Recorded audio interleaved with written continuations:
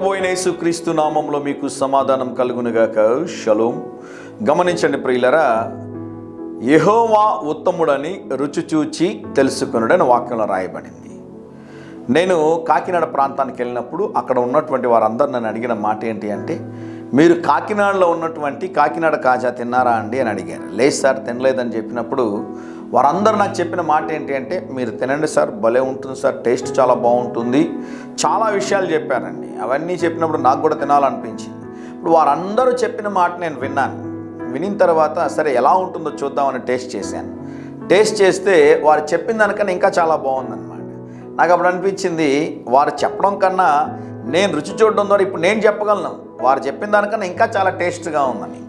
ఎందుకు ఈ మాట చెప్తున్నట్టు ప్రియులారా, దేవుని నువ్వు సంపూర్తిగా ఎరిగి ఉండి ఆయన చేసిన మేలుల్ని మీరు జీవితంలో అనుభవించి ఉంటే దేవుడు ఎంత గొప్పవాడో మీరు తెలుసుకోగలరు. పరిశుద్ధ గ్రంథమైన బైబిల్లో యోబు భక్తుడు తన జీవితంలో అనేకమైన సమస్యలు, ఇబ్బందులు కలిగినప్పుడు వాటన్నిటి నుంచి దేవుడు విడుదల కలుగజేసినప్పుడు ఒక అద్భుతమైన మాట అంటాడు.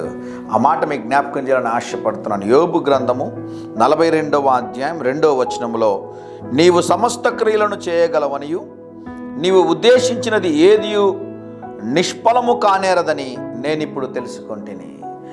దేవుడు సమస్తము చేయగలడు నీ కొరకు.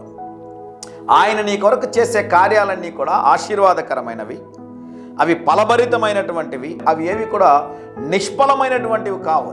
దేవుడు ఒకవేళ నీ జీవితంలో సమస్యలను అనుమతించిన, ఇబ్బందులను అనుమతించిన, అనారోగ్యాన్ని అనుమతించిన, దేవుడు నీ జీవితంలో దేన్ని అనుమతించినా కూడా అది నీ ఆశీర్వాదము కొరకే అని దేవుని సేవకుడిగా తెలియజేస్తా ఉన్నాను. ఒకవేళ సమస్యల్లో, ఇబ్బందుల్లో ఉన్నారా, ప్రభు పైన ఆధారపడండి. ప్రభు, ఈ శోధన తొలగిపోవునంత వరకు నీ రెక్కల నీడలు నన్ను భద్రపరచు ప్రభు అని మీరు ప్రార్థన చేయగలిగితే దేవుడు తలపెట్టిన ప్రతి కార్యం మీ జీవితంలో ఆశీర్వాదకరమైన ముగింపులోనికి తీసుకుని వస్తారో అని దేవుని సేవకుడిగా తెలియజేస్తున్నాను. ధైర్యంగా ఈ దినాన్ని ఎదుర్కోండి.